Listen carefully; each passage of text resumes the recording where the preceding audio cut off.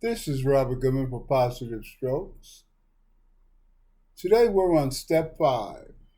We admit to God, to ourselves, and to another human being the exact natures of our wrongs. The fifth step is the key to freedom. It allows us to live clean in the present. Step 5 suggests that we admit to God, to ourselves, and to another human being the exact natures of our wrongs. Oh, man. That means I got to tell my business of the stuff that I did to myself and others. For years, we avoided seeing ourselves as we really were. We were ashamed of ourselves and felt isolated from the rest of the world. Now that we have the shameful part of our past trapped, we can sweep it out of our lives if we face and admit it. We've been carrying that pain around for a long time. The stuff we did to ourselves and to others. The stuff that hurt us so deeply that caused us to stay in our addiction for a very long time. To abuse ourselves in living life on life's terms, the way we seen it. We wasn't happy with ourselves. We was trying to cover the pain, the humiliation of our past. It hurt us so bad that we medicated ourselves so we didn't have to feel that pain anymore.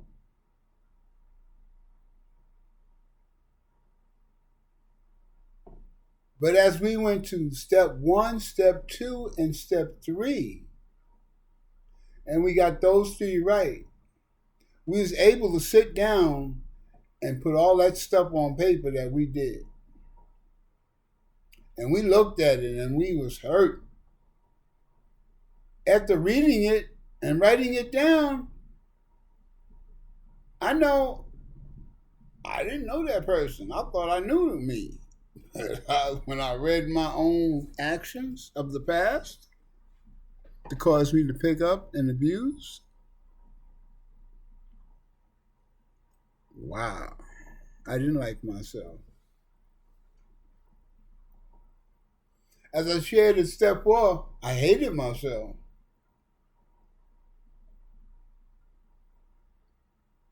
But you know what? Step 5 brought me to the other side of all that pain and misery. See, I carried it around for a very long time.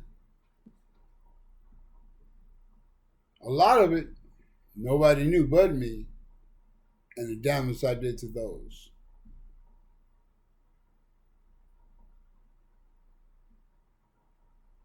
Me? My first 5th step, I shared it with another human being in the 12-step program. The second time I did step 5, I shared it with a clergyman. I went to the Catholic Church and made amends. Because there were some things that I just couldn't share with another human being. But I shared it with the Catholic Church. I knew that it wasn't going to be repeated to nobody else because they didn't know who I was in the booth.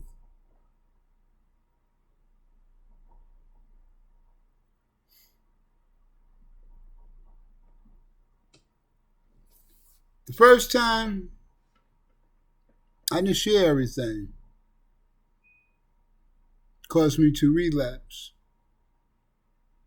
to fall victim to my addiction and the pain that I did not put it to rest of my traumas in the past. But when I shared everything, excuse me, when I shared everything, a peace went over me that was beautiful. It was like 1,000 pounds lifted on me. That actually now I seen what was holding me back. What was holding me back was not getting up, dusting myself off, and moving on. Forgiving those who have harmed me so I don't have to carry my hatred and hate and animosity for them year after year after year. Situations like that can be very volatile. It cause you to blow up and bad things happen. But when I let it go, that person or that trauma did not live rent-free in my head anymore. It did not control me. It did not keep me where I was, bound by my pain. I'm not bound by my pain anymore. We have to get rid of this pain that we carry around that caused us so much humiliation and shame and hurt and keeping us in survival mode, trying to constantly medicate ourselves so we not be able to feel this stuff.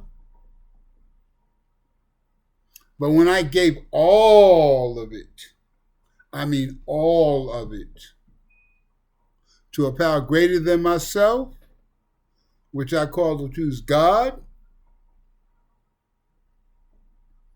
I became a new person. I became a different person.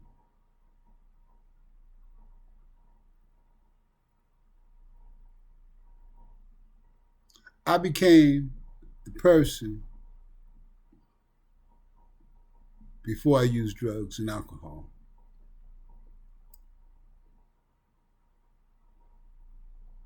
I became a new person. Some say, why should I tell anybody my business? Then they'll be holding it against me.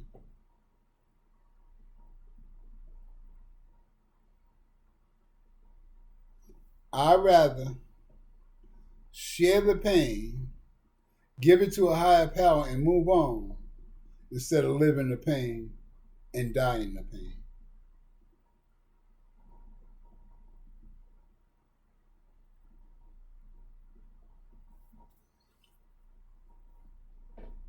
You know, in the steps, it talks about once we get to this point and we do this, then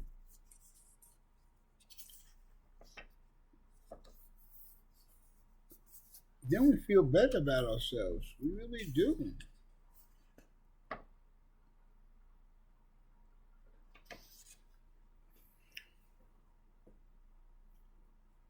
Step 6 says, we're entirely ready to have God remove all these defects of character. Step 5 is telling somebody.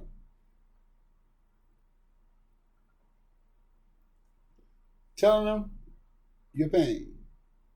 Tell them what you did. Tell them what people did to you. Tell them how it made you feel. All that.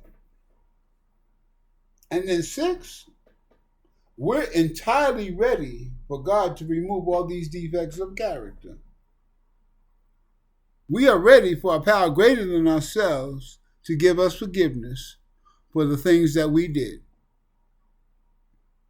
We're finally ready to lay it all on the line.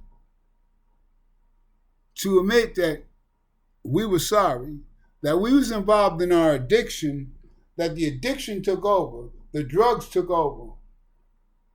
We had no control over our actions while we was getting high. Our bodies got used to the drugs coming into the body. And when we wasn't getting it no more, our bodies let us know, you better send some more down there because we want to feel that same feeling again. And we had no choice but to control us. We had no choice for it to control us. None. So, when we come to realizations of where we were at and what happened to us, truthfully, then we can accept and move on.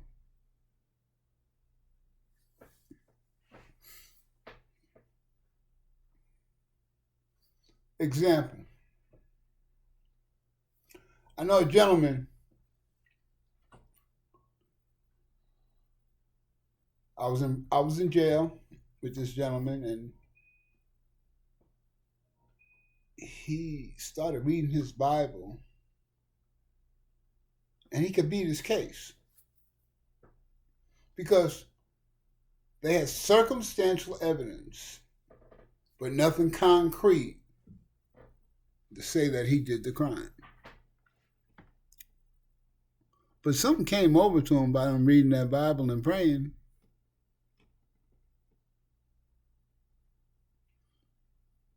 He had an 80% chance of walking out free without saying nothing.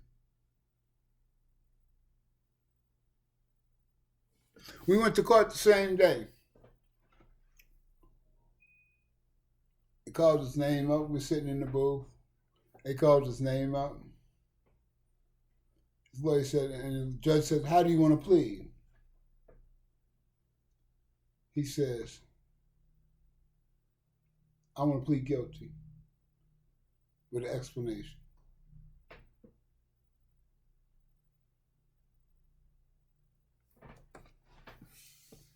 He said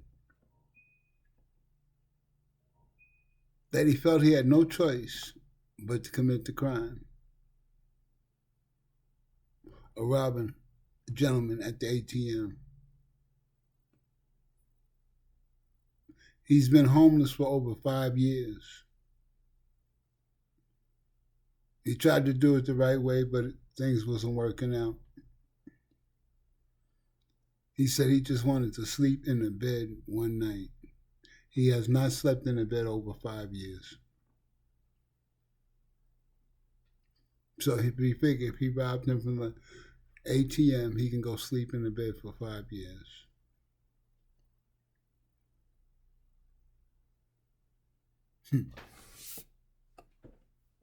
Wow. He just said that he was guilty, that he committed the crime.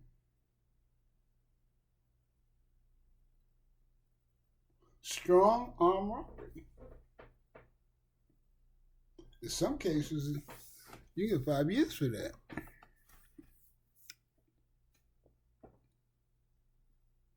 But the man was honest about what went down. The judge says, "I understand how you feel. I understand your desperation of your situation, but you still broke the law." He said, "I'm willing to, whatever you're going to give me, it got to be better than what I'm dealing with now."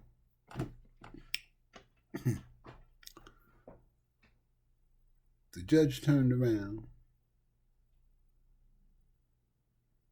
and said, 3 years probation.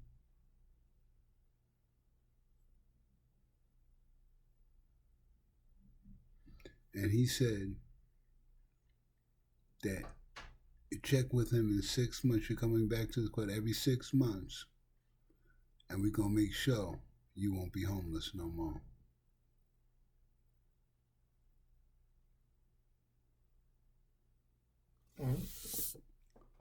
That's an example that I've seen straight up in front of my face, that being honest and open not only saved that man from going to jail, but also gave him a way for a better life.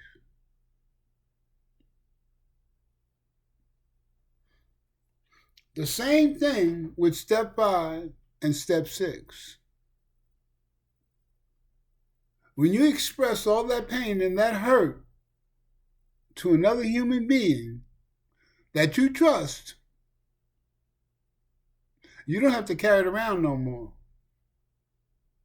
And then when you give it to a higher power greater than yourself and ask forgiveness, and you give it to God,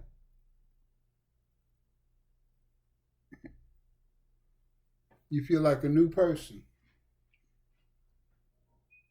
But the interesting and the most important thing for you to understand and know is that just because a power greater than ourselves can help us and forgive us, human beings are not that good on that note. Some will forgive and some won't.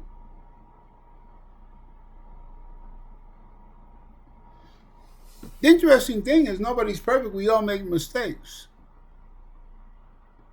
One mistake is no greater than another mistake because a mistake is a mistake is a mistake. It doesn't matter. The gravity of the mistake, it's still wrong. So how can I judge a person behind a mistake they made when I make mistakes?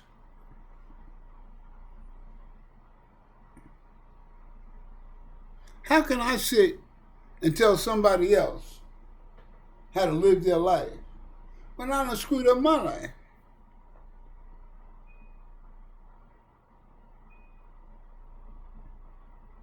Everybody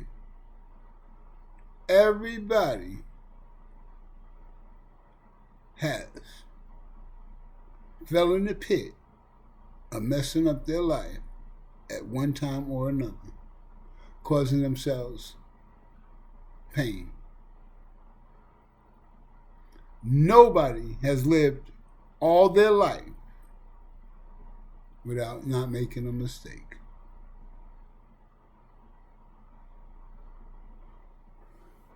If I'm paying attention to my mistakes, if I'm paying attention to my mistakes, I don't have time to pay attention to yours. I don't have time enough to pay attention to yours. It's not my job to watch your mistakes.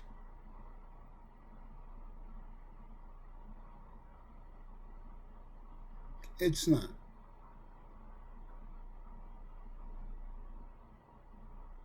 It's not up to me and my job to judge you on your actions. That's between you and a higher power greater than yourself. As some people, that's between you and God. Not me.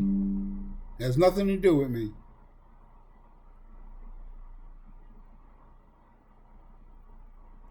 If I want to be a better person, I have to work on me.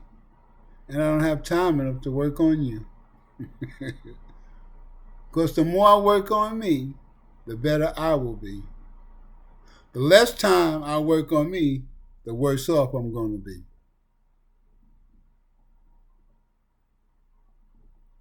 So,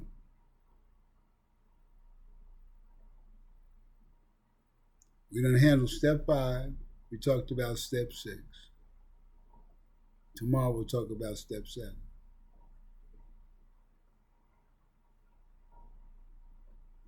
We all make mistakes.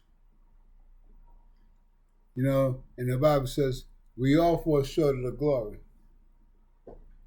We all fall short. That means we're all imperfect. We all fall short of the glory of God. Why? Because we're all imperfect. It's the same thing. If you think about the criminal system, the percentage of people that are innocent of doing time and get released, and they give them a pocket full of money.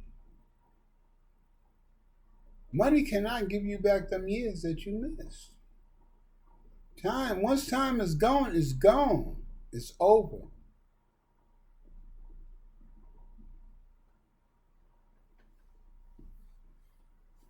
But society says you're worth a certain amount of money for doing the time. And we're sorry. So we're going to give you this. Your life has been destroyed.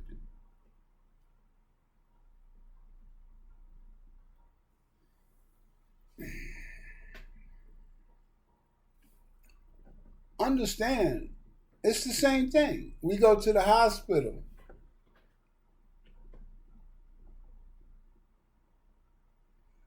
The doctors aren't perfect.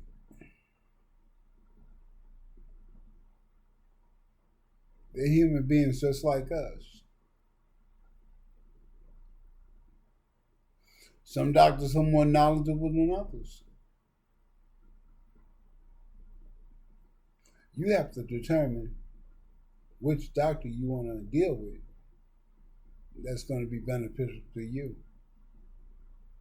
Because everyone is not perfect. And they all going to make a mistake. We just hope they don't make a mistake where it's going to cost you your life. Because nobody's perfect. And just because you go into the hospital doesn't mean everything is going to be perfect. Bad things happen to good people. Mistakes be made.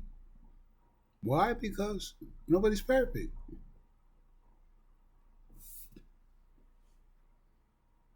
Nobody's perfect. Mistakes are made. Think about that in all your walks of life. Every type of situation, think about that. That everybody's imperfect. And if you get it sunk here, then when people make mistakes, it won't affect you as much. You won't feel that it's personalized to you. They're just human. This is Robert Goodman for Positive Strokes. I hope you got something out of it. You have a great day.